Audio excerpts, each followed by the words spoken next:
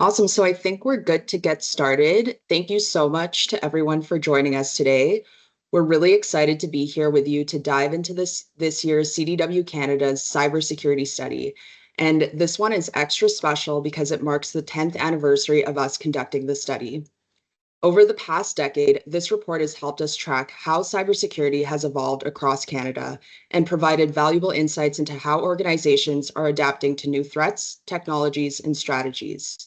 This year's findings touch on everything from AI insecurity and zero trust adoption to how prepared organizations are when it comes to testing, detecting, and responding to threats. It's all about giving you practical insights to help shape your own security roadmap. To walk us through the highlights, I'm thrilled to introduce two of our top security experts at CDW, Ben Boydoku, Chief Cybersecurity Strategist, and Ivo Wiens, Field CTO of Cybersecurity. They'll be sharing key takeaways and what they mean for Canadian organizations. And to keep things fun, they'll also be asking a few questions through Slido along the way. So make sure to participate because we're giving away gift cards to the top contributors. Let's get started. Ben, Ivo, over to you. Perfect. Thank you, Sabrina. Thank you, Sabrina. Fantastic work getting all this set up, and I want to thank the marketing team for putting this together, and I want to thank you folks for joining today. Some of you might have seen our really quick presentation we did out in BTEX a couple of weeks ago. This is a deep dive edition, so Ben and I are going to go through the study in its entirety, almost in its entirety. We're going to cover some really interesting areas of it, focus on the findings for it, the key findings, and some statistics. And as Sabrina said, we're going to make it a little bit interactive as well. Ben, anything else you want to say before we get started? I just want to echo what you've said. Thank you, everyone, for joining us, and thank you for everyone putting this together. Real quick, not to distract everyone, but if you haven't got yourself a copy of the study yet, it's available at cdw.ca/cybersecurity trends. Beautiful.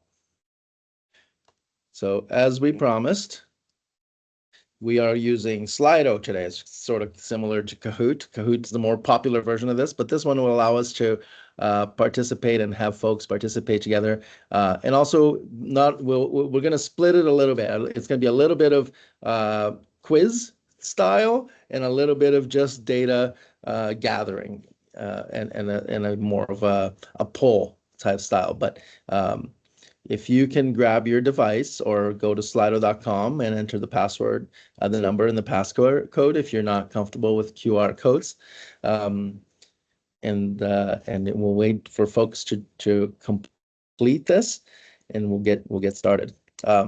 While you do this, maybe I can talk about the study a little bit, Ben, while people log in. Let me just quickly talk about the quiz piece.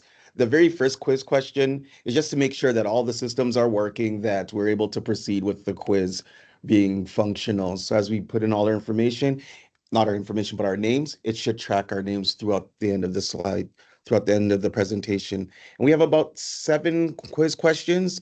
The winner, as Sabrina mentioned, will be able to walk away with some gift cards. Beautiful. Also, at the end, if you use a nickname of some kind, well, we may reach out and say, what is your actual email? And if we can't map it specifically to the list of attendees that we have, but we will continue to. I know we have. How many participants do we have, Sabrina? I can't see it on the chat. 88. Never mind. Found it. 88. So we'll wait for the number to get most folks a chance to participate before we get started, and we'll get rolling with this very soon. And you mentioned you wanted to talk a little bit about the study during this time as well. Yeah, that's a good point, Ben. So I spoke to when Sabrina said it's our 10th year. It's our 10th year doing the study with IDC. So we did the first year we did with another third-party company that did the survey, but it's been 10 years doing this with IDC. So the way it works is we work with IDC every year to come up with a list of questions, and we've obviously been shaping these questions over the years. We try to keep as many questions as we can to be able to trend. So repeat the question. Some of the questions get repeated, and then some of the questions we actually some of the questions we introduced. For example, we introduced an ML AI question about 5 years ago. So we've been kind of trending and asking about those. But we also, during COVID, we're able to introduce some different questions into the study. And we continue to shape a little bit year by year, but we also want to make sure we're trending. So 704 Canadian organizations were surveyed. So, IDC goes out to the market after we create the questions. They go out and do a survey with as many Canadian organizations as possible. It's a really special report because it's the only one of its kind really in Canada. There are other reports that are specific to that they take an American number and then they slice it down to like 10% to say this is what Canada feels like. But we have different things here in Canada. We have obviously a lot of conversation about sovereignty nowadays, a lot of questions about, we have different privacy legislations, and our market is different than the U.S. market. So these are the main reasons we want to make sure we're taking the pulse of Canadian organizations, not only to use it for ourselves and make sure that we're serving Canadian organizations well, but also make it available to you. So the report's free to download. The data is available as part of it. So it's really exciting for us to get going. So let's get going with the quiz. I think 65 is a pretty good number out of 97. Let's get rolling. So you got 60 seconds. This is your little trial question. What do people most commonly use as their password?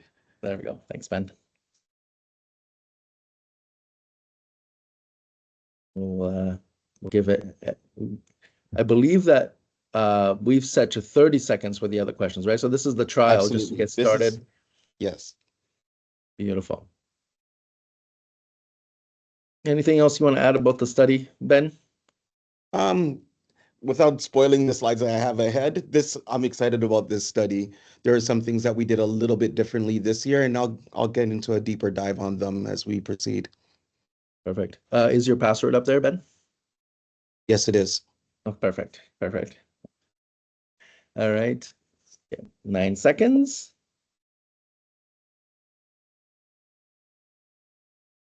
And 62 voters, and voila. So, the 68% said all of the above. And the right answer was all of the above. So we're off to a good start. And if you keep the Slido app open on whatever device you use, you won't have to scan the QR code every time. We're just going to keep rolling with this. And Eula is number one and answered within 8 seconds. It's fantastic. I'm excited about this part of it too. So as I talked about the age of the study, I talked about it being cross industry survey. It's really important for us to take a pulse of more and more organizations and continue to broaden that, because CDW's business includes the smallest organizations in Canada and the largest organizations and public sector clients in Canada. So we wanted to make sure we cover everybody. The people who answer are IT security and risk compliance professionals. So we're really looking for folks who are decision makers, and our decision makers, be it in a small company where IT is done where security is done off the side of the desk, to very large organizations where they have their own multiple departments that handle cybersecurity. The participants are screened. We want to make sure that they are actually direct involvement in managing the organization IT security. And like I said, we do a mixture of medium and small enterprise organizations.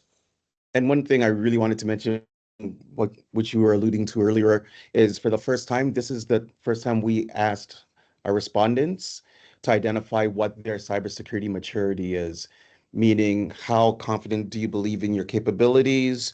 What kind of programs you have in place? Is it automated? Is it ad hoc? So we were able to correlate a lot of data based off of what the respondents said their maturities were. Yeah, fantastic. So let's jump for our next Slido. Based on the figures provided, please categorize your small. This is a poll now. Categorize your organization as medium, small, or large. And we promise there's no wrong answers here. Not for this one. Not for this one.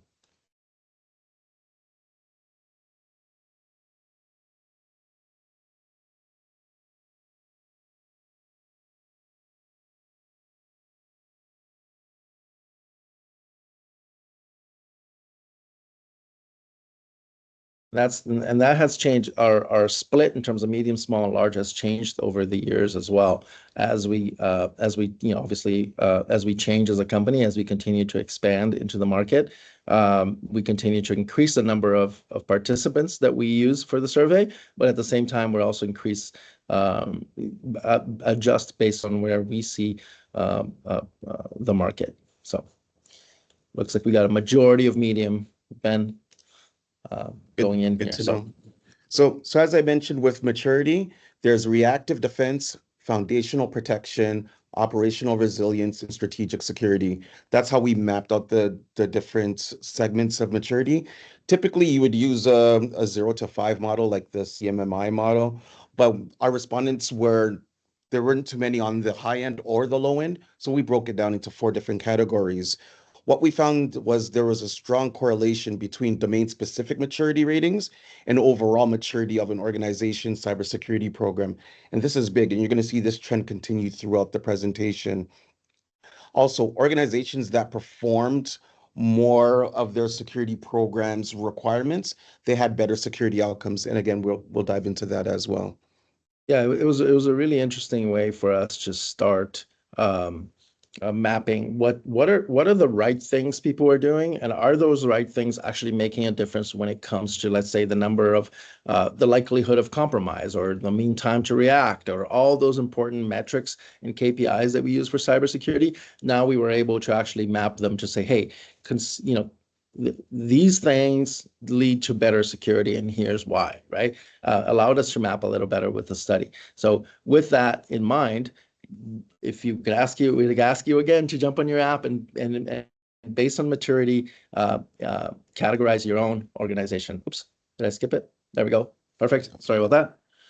And again, reactive defense was minimal or ad hoc cybersecurity processes and limited documentation and inconsistent practices. Foundational protection was around established documented policies as well as identified process owners. Operational resilience is well-established processes consistently being applied and also aligned with recognized industry standards. And strategic security was really processes are fully automated, continuously improved, and regularly audited. Also prioritize measurable security outcomes and resilience, demonstrating a proactive approach to security overall.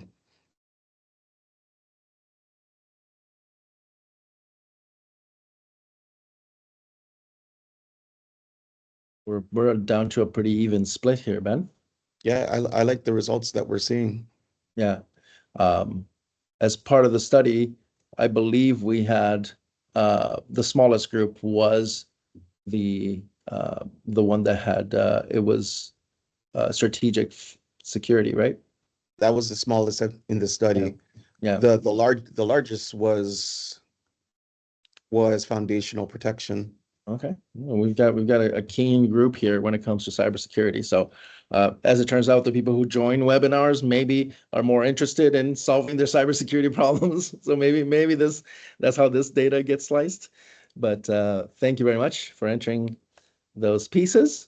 As we promised in the title of the webinar, we want to talk about what's working.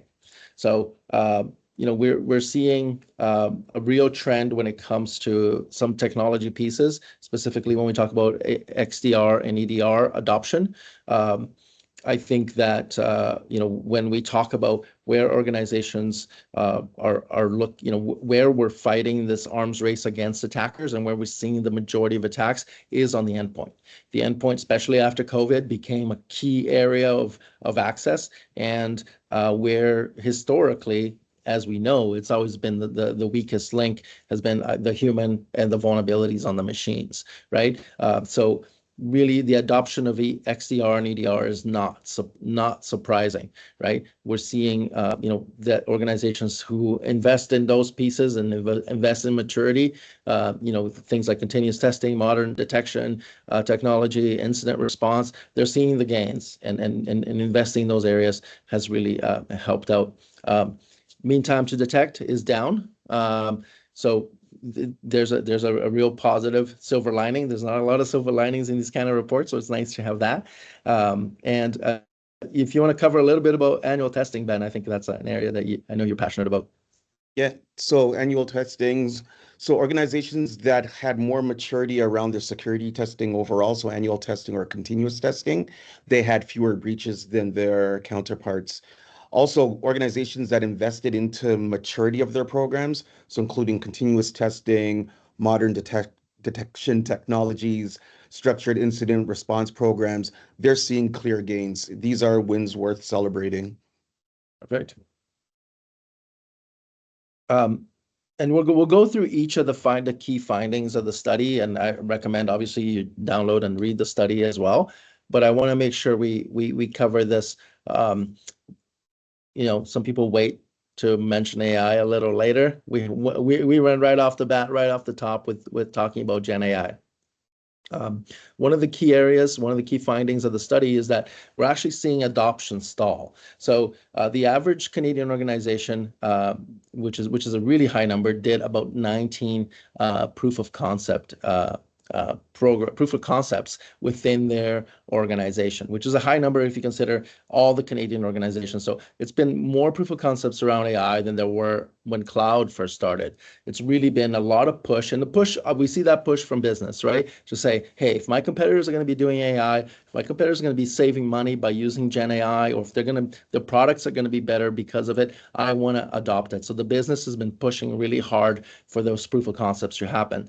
But what's happening is, even though we have a really high number of proof of concepts, the number that actually go into production, that actually get approved from those proof of concepts, is still just as low as any other technology. So in 25 to 30% of them actually get into production, which is very low. So even though that's happening, we continue to see a stall in Gen AI. So we can talk about what are the challenges. When we talk about struggle with privacy, skills and technical barriers seem to be the key technical challenges within it. So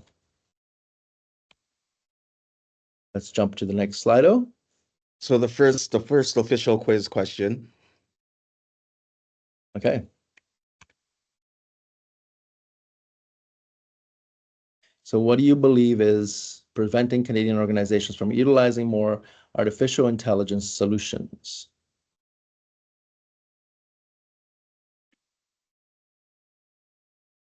Got 15 seconds. Well, we made this one nice and tight, 30 seconds. We also have a dangling within there, Ben, as error number 1, if you're keeping track at home on our on our quiz.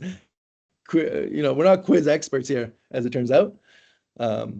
And privacy and compliance was voted as number 1. I think I did mention it. I did kind of tip the audience a little bit here, and that is the correct one as well. So we are continuing. This is actually, we're starting now the quiz.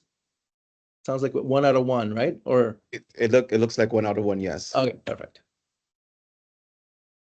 So as we talked about, privacy and compliance seem to be the biggest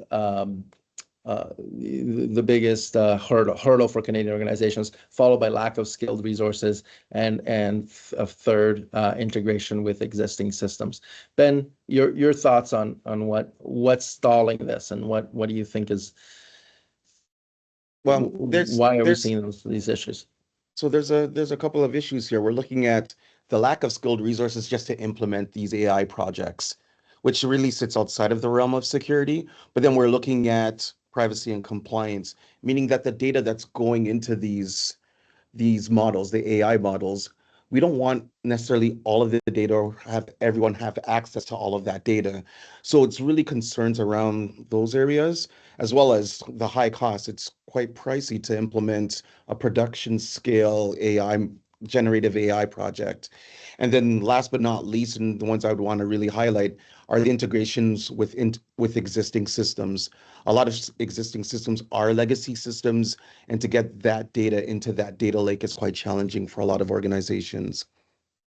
No, it's true, and I think that the privacy and compliance questions around AI adoption are obviously really connected to data, right? What is where is the data and who has access to it, which has always been a challenge in cybersecurity. So this isn't anything new. I think we're finally getting to a system that really showcases how terrible our data loss prevention has been, and our identity management within organizations. I think that this simply highlights that. When we talk about the impact of GenAI on business risk, these are the areas where organizations are really hoping and expecting from GenAI, right? That they're going to have better, improved decision making. They're going to have the increased business risk and data security, data bias and non-compliance. And then there's folks who are not affected or unsure about the impact as well.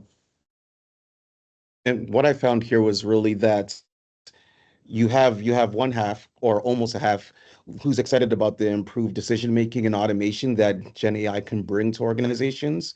And then you have about a third who are concerned again about that core privacy, data security risk and non-compliance. Yeah, it's a real, I mean, it's just like just like everybody feels about AI, there's definitely going to be a lot of positives and a lot of negatives as well, right? I think it's not surprising that we are split on that concept. Any last thoughts on Gen AI and this finding, Ben, before we move on? I would say that there are programs that we can use, not programs like technology, but security programs we could put together that to really make sure that we implement Gen AI or AI in general with best practices. So the National Institute of Science and Technology, NIST, they have an AI risk management framework. That's a real good place to start when you're looking at effectively managing your risks of AI within your organization. Yeah, there's so many different areas, right? And just like any other major program that you need to implement in your organization, starting with the risk assessment is always the right way to do it, right? Stay as close to the business, as close to what the business goals are, do a risk assessment, and then go shopping for tools. There's going to be a lot of distraction when it comes to the Gen AI space. Not only Gen AI being sold as a SaaS model, as an IaaS model, as something you build in-house.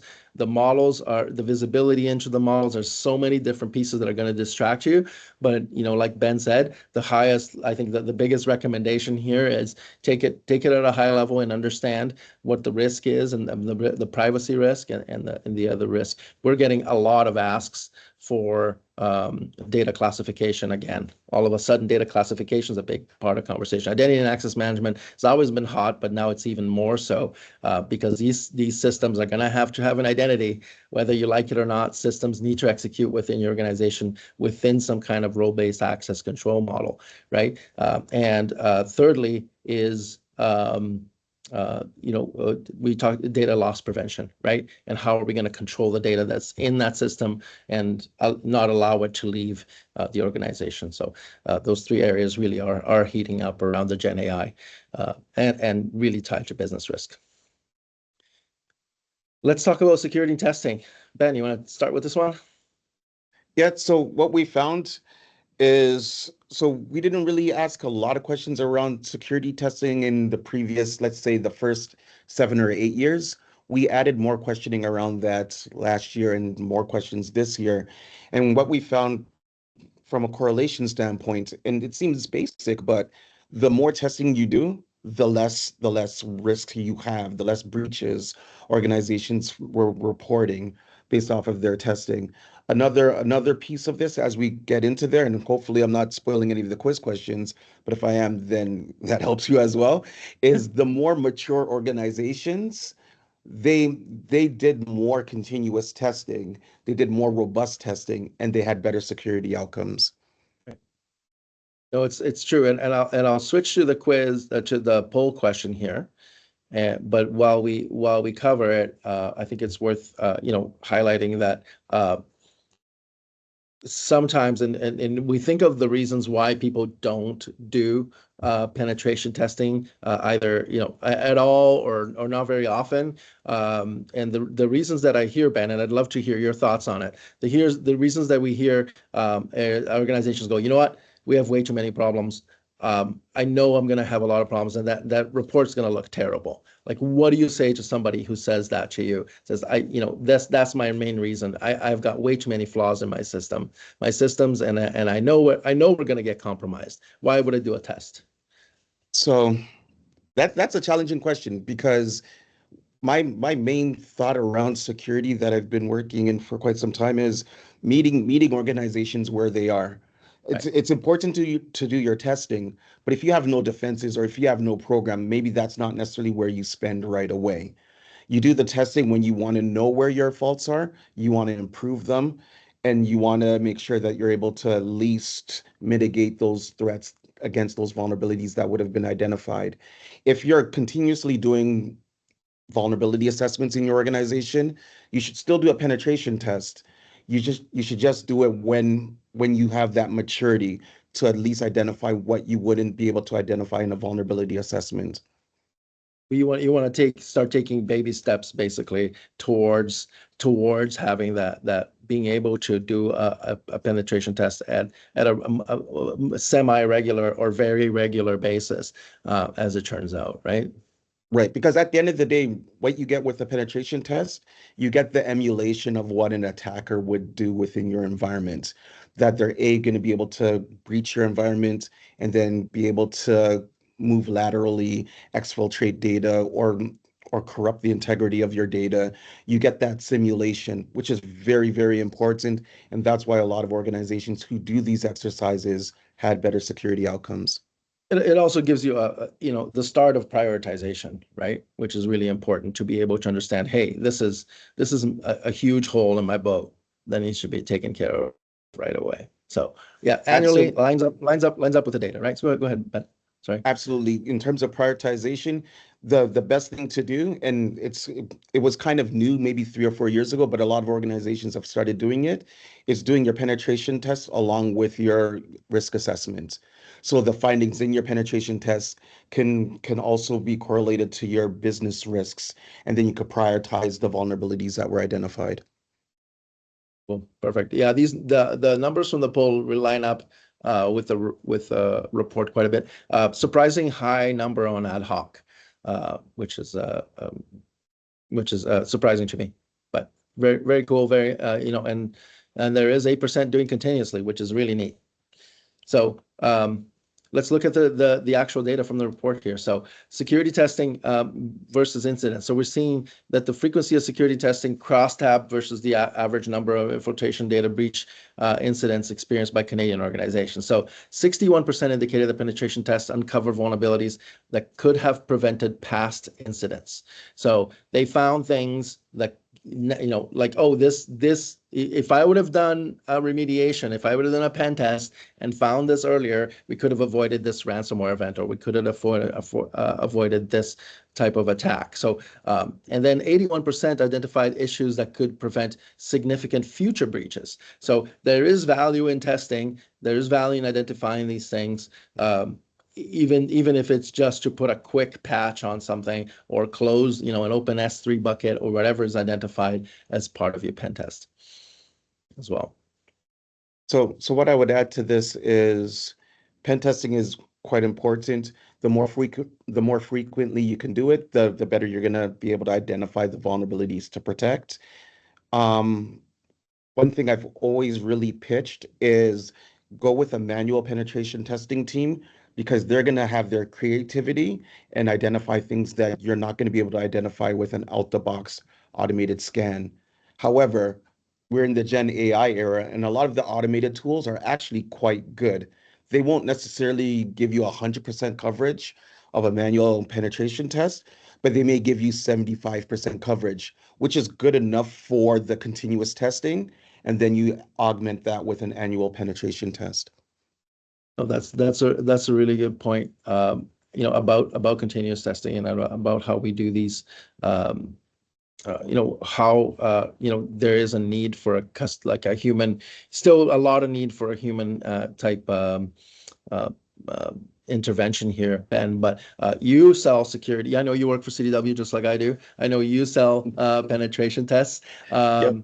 and this seems like serving, obviously, the more pen tests, the better. But best practices dictates that you need to switch penetration testing teams on a regular basis as well, correct? Yeah, my recommendation to our clients or future clients is switch out your provider at least once every 4 tests. Yeah, perfect. Awesome. Thank you very much. So now let's jump to a Slido quiz question. So the question is, how do the majority of Canadian organizations approach security testing in the cloud? So do they do the same testing for on cloud and on-prem? So think of Canadian organizations and think of the average Canadian organization. Do they do some cloud-specific testing? Do they rely on the cloud provider and their controls? Or they don't do any cloud security testing at all? So answers coming in. We've got 10 seconds. The 30-second mark is nice and quick. It's good, keeps us moving. We've got lots of votes in, and the winner by votes, at least what most folks think, is that we rely on the cloud provider, which it seems to be right, but let's see what the real answer is. Oh, the majority of Canadian organizations approach security with cloud-specific testing. So that's the method that most Canadian organizations are using now, which is not in line with the answers here today, but we'll cover that as we go. So we've got a new leader, Dominique. So when we talk about cloud-specific testing, when we talk about the lack of comprehensive cloud-specific testing, the cloud native and hybrid infrastructures are vulnerable. Why would you do cloud-specific testing? Why couldn't you use the same testing as on-prem, Ben? And why not just get that same scanner, find the same vulnerabilities, and try the same attacks for on-prem versus cloud? Well, in the cloud, we have different models of operation in the cloud, whether it's SaaS, IaaS, or PaaS. So they have different security configurations or misconfigurations, as well as vulnerabilities as well. So using your typical penetration testing exercise, unless they have cloud-specific expertise, you're just gonna highlight what you would have highlighted in a regular internal assessment.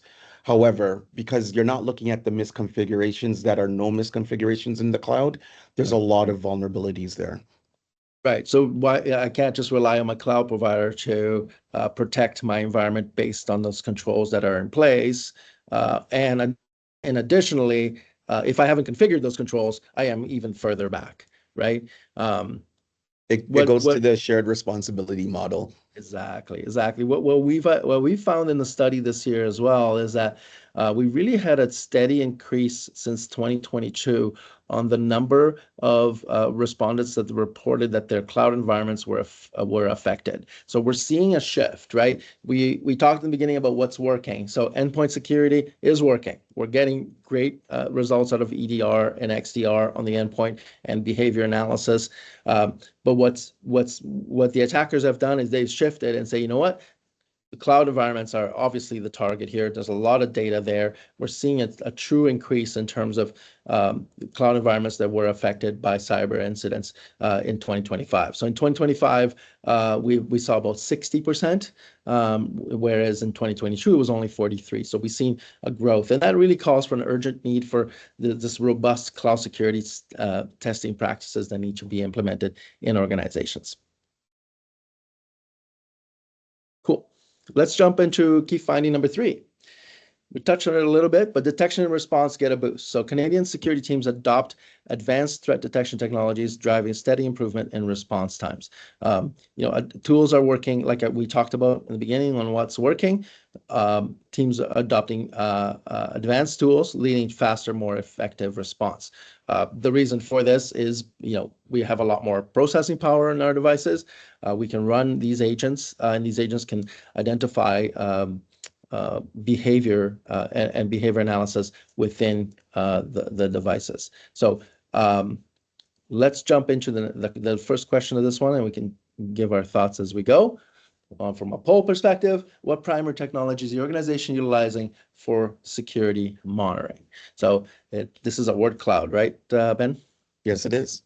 Perfect. So enter, what you're using. So obviously SIM shows up.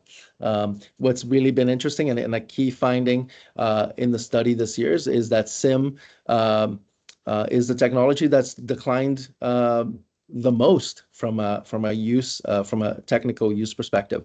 We haven't seen a growth in SIM in a number of years, but obviously continues to still be a required part of the environment. We're going to touch on MDR later. This is good. It's got a good setup here. And I'm seeing lots of SIM type devices. I'm also seeing some products show up here, which is kind of fun. And yes, lots of people typing. It's really been a change. The SIM market continues to change more into a data analytics and that perspective side of the business. We can still continue to see. I saw Sentinel SIM up there, and obviously Splunk.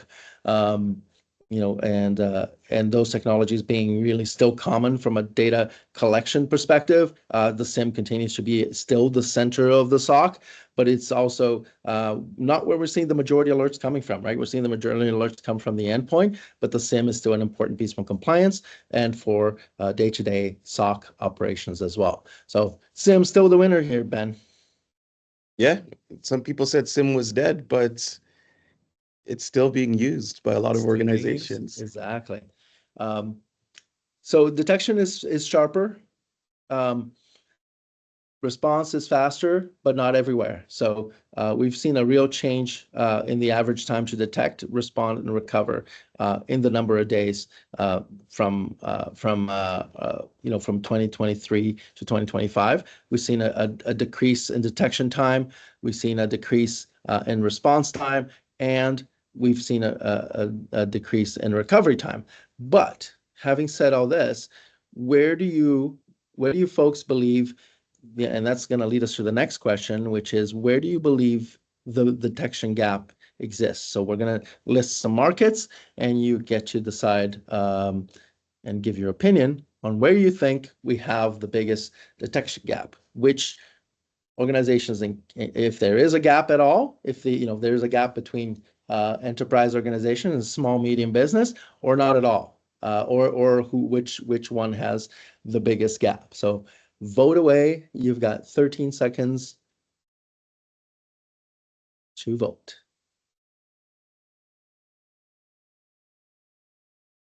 And majority of folks voted for SMB organizations. I've got good news and bad news. Good news is you got the right answer. The bad news is that there is a serious gap in the detection when it comes to small organizations. So while large organizations are improving, we're seeing the investment go into these large organizations. Small organizations, meaning organizations less than 100 employees, have increasing challenges when it comes to reduction and response times. So several factors still contribute to the disparity. I think the limited incident response capabilities. Small organizations don't have the dedicated SOC or the ability to even get a hold of an incident response. They have to rely on their general IT staff to take care of cybersecurity. When it comes to go ahead, please. I was going to say we could also add budget constraints. There's so many competing priorities for a smaller business.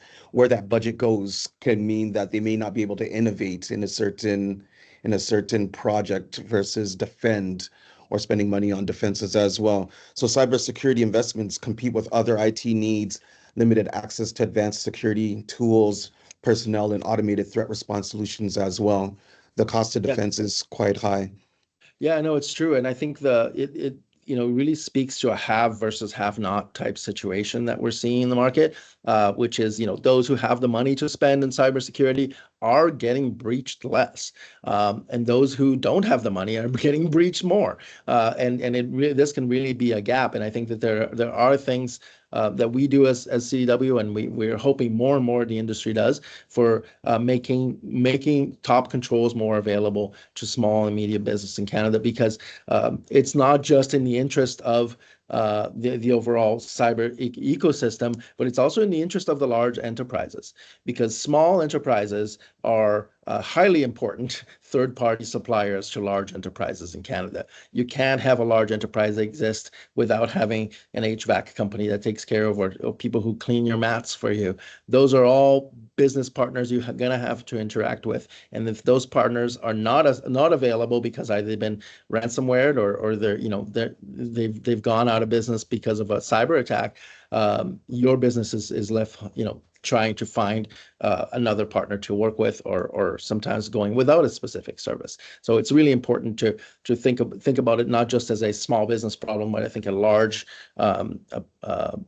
really a cybersecurity problem across Canada. Cool. Let's jump to key finding number 4. This one is really interesting because we're talking about Canadian organizations and the challenges they find, and really in translating strategy and assessments into actionable progress. Before I give the answer out, why don't I put the quiz up, and we'll get the ball rolling. So the quiz question is, what has been Canadian organizations' biggest challenge with implementing zero trust? So zero trust has been hanging around.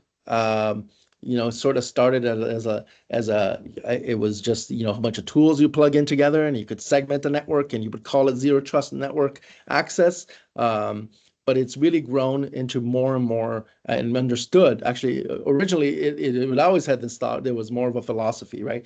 What are the and how that is implemented. It's really changed over the year, and the study has shown us.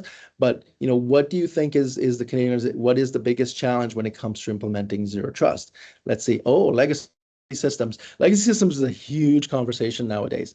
I spoke yesterday at the eHealth conference, and I got to interview 2 CISOs, and that was the number one topic. Besides AI, that was the number one topic that they wanted to talk about, which was how are we going to continue to innovate in healthcare with all these legacy systems that are in place. So some interesting perspectives there, and obviously that's an area that most care about. And the right answer based on the study was identity and access management infrastructure. So it's a very small group highlighted that as a key challenge. And we've got a new leader. Perfect. One of the what we're hearing from clients, and actually the study lined up with that as well, is that a lot of Canadian organizations are having trouble translating what is given to them from a reports perspective, what's given to them from a strategy perspective, be it from one of the big GSIs, or be it from other organizations, really translating that into technical requirements. And that's really been a challenge, is that lack of connection between the strategy and the execution, and bridging that gap can be complicated for organizations. And one of those key areas is identity and access management. Ben, any ideas why you think that identity and access management is still the top challenge when it comes to zero trust? Absolutely. When you look at identity and access management systems, there's a misalignment, and especially around which systems are responsible for which set of systems overall, especially when you have legacy systems, etc. What we did find overall, though, and again, it sounds like a given, but the zero trust adoption is the strongest in organizations that do have higher maturities, reinforcing the importance mainly around ensuring that you have a strong security program in place. Yeah, as zero trust works, right? I think the last few reports have been conceptually, when you adapt it within the overall thought of your organization and how you're going to handle things, zero trust does work. But there's no zero trust without knowing the who, right? Like who has access to the data, and who they are, and identifying who they are. The challenge with identity and access management is not just that it's not just an IT problem, it's an HR problem that ties together with an IT problem, right? Because commissioning and decommissioning resources, bringing in consultants, that can all lead to a lot of lack of connection when it comes to having that centralized identity and access management within organizations. So what are, when we talk about challenges when it comes to adopting zero trust, the number one challenge that was found was interoperability. And this lines up with, how people gave the answer about legacy systems here as well, right? So having challenges with interoperability of devices, be it legacy, be it new devices, that's been, the lack of interoperability with legacy systems has been a real challenge when it comes to adopting zero trust as well. So not only there's a vendor sprawl, but there's also key challenges with interoperability. And maybe AI can help us here, Ben. Maybe we'll see. It's either it helps us or it's more of a challenge for us. Perfect. I mean, and that's the thought, right? When coding becomes more democratized and more folks can write code, as long as it's good code. And last but not least, go ahead. Thanks, Ben. No, I was just going to say, and last but not least, our fifth key finding was really around preventing breaches and accelerating response. We found that more and more Canadian organizations are turning to managed detection and response providers to enhance their threat detection and response capabilities, not necessarily looking at technology stacks, but really looking at the security outcomes of having a managed detection response team in place. Yeah, and that goes back to the challenge we're trying to solve with the haves and have-nots. People are looking for outcome-based type of results, right? So those areas are highly important for folks to think about. No, not everybody can have a SOC in-house, and even though the EDR and XDR tools are very useful, having a provider that layers over top of that and takes care of that has been an ask from everybody. And I know this is why we launched our MDR program. This is why we sell technologies that are MDR as well. So we definitely see a growth in that space. So let's jump to a poll that says, does your organization currently utilize an MDR system? So let's see if our data is lined up with the folks on this call.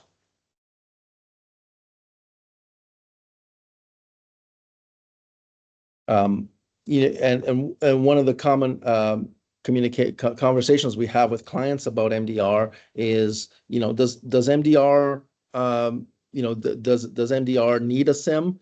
Does any MDR do MDR services, can they stand alone without a SIM? The answer is yes. So MDR systems can, in some cases you do need a SIM for compliance and all the reasons, the other reasons we talked about. But also sometimes you can stand alone if you don't have the requirements to do that long-term data collection. If you don't have the requirements to detect threats and systems that are not that don't have a need for an agent, then you can exist, at least start with an MDR and then move to a SIM later. So those options are there for organizations. So we're at 88% of organizations here in this case have an MDR system. Let's see how it lines up with the data. So overall, when it came to the respondents of our survey, 41% of the respondents said that they already had an MDR service, and 37 said that they plan to adopt an MDR service in the very near future. Yeah, it's a lot of growth, right, Ben, for this market, and we haven't seen a growth like this in a market. I think maybe even going back as far as NGFW, right? So the key drivers that people are using for MDR adoption is the next question. So I'm not gonna give it away, but there you go. And I'll kick it over to that. Perfect. So let's do the poll. What is the main driver for MDR adoption for Canadian organizations? Are they looking to reduce incident response times? Are they looking to prevent or mitigate breach? Are they looking to increase visibility of threats? Are they trying to reduce the the ops team burden within them, or is it for compliance, right? With SIM, we know that one of the key drivers for it was compliance and trying to meet what your compliance requirements are. But is MDR different? Let's see what people say. Oh, the majority of folks said to prevent or mitigate a breach. And the answer is, oops, sorry, I missed it. Go back. The answer was to prevent or mitigate a breach. Most folks went with the right answer here. It's really interesting because when it comes to MDR, the real conversation has been, give me the outcome, right? Most clients are not looking for, most folks are not looking for a, I want the shiniest tool to do the thing that I need to do. When it comes to MDR, the answer has been, put something on my system that helps you detect so I can sleep better at night. Really outcome-focused conversations rather than a bits and bytes conversation. Say, oh, which one has the better management interface that will integrate with my team? Those pieces are not required anymore when people go out shopping for an MDR system. So there's a real need to make their lives better and sleep better at night, and I think that's one of the key drivers for MDR purchases for sure. So where does that leave us? Let's talk about what's next. Or do you want me to cover a little more MDR? No, let's go to what's next, because there's only 5 minutes left and we have one last question as well. I wasn't keeping track of time, so I'm glad somebody is. So what is? Go ahead. Go ahead, Ben. I'll go. Looking at what's next, really at the end of the day, we've got these findings. Some may really correlate with what you're doing within your organization, some may not. But overall, I would recommend assessing your current maturity overall. So assessing your current maturity, doing a risk assessment, also prioritizing AI governance, zero trust, how it would fit in your organization, and overall MDR effectiveness. And last but not least, build or form partnerships that would turn your strategies into actual action within your organizations. Perfect. And if you want to throw me to the next slide, I could cover that one too. We can do that. Yeah, let's cover the key takeaways, Ben. Cool. How do we solve all these problems? Cool. So the key takeaways of the service or of the study is that we are making progress as a nation, but there are maturity gaps that still exist. Testing, detection, and AI need deeper integration, and strategy alone, it won't help your organization. We needed to lead into execution as well. So regardless of where your organization is today, the goal is progress overall. Even incremental. Go ahead. You go. No, I was gonna say, as consultants, we see this all the time, right? When we're doing professional services at organizations, and want to do a little bit of plug for what we do here, we really help bridge that gap, and it's really interesting that finding lines up so well with what we see in the market and where we're helping organizations translate those big recommendations, findings into actually making the rubber meet the road. That's it. Sorry, I didn't mean to cut you off there. That's no problem. But with the time remaining, let's jump into the very last quiz. This is the deciding one. This is the deciding factor. Okay, this is a tough one. So where can you download the 2025 CDW Canadian Cybersecurity Study? You can is it from TikTok? Is it from cybersecuritytrends.ca, LinkedIn, or cw.ca/cybersecurity trends, or MySpace? All right. Well, there was some votes for TikTok and MySpace. I think people are. We may have to switch our marketing approach a little bit, Sabrina. Next time 2% of the ads will go to MySpace. Perfect. And finally, cw.ca/cybersecurity trends is where you can download the study. So Mike SK, you have won. Numbers 1, 2, and 3. If you can reach out to, we will, if you reach out to Sabrina on chat maybe, on here, or we'll figure out a way to get a hold of you. And thanks everybody for coming, and thanks everybody for coming to this event. And I want to thank everybody for 1 hour of paying attention to us. It's really fun. And hopefully we get to do this again very soon. Thank you, everyone. Thank you, everyone. Have a great rest of your day.